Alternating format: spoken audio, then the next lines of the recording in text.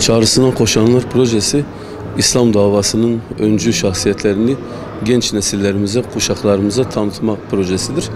Biz bu ismi, bu tanımlamayı Ali İmran suresi 172. ayeti kerimenin mealinde geçen Allah'ın ve Resulünün çağrısına koşanlar ifadesinden mülhem aldık ve İdeal Eğitim Vakfı olarak her yıl bir ismi, bir öncü şahsiyeti genç nesillerimize aktarmaya çalışacağız inşallah.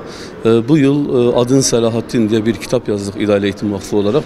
Bu kitabımızdan Diyarbakır'da 1000 öğrencimiz kitabımızı okudular. Kendi aralarında oluşturmuş oldukları gruplarla yarıştılar ve inşallah kısmet olursa cumartesi günü saat 20'de Diyarbakır Öğretmen Evi'nde Diyarbakır İl finali yapılacaktır. Final yarışması ve aynı zamanda Babalar da Ağlar Gazze isimli tiyatromuz da olacaktır.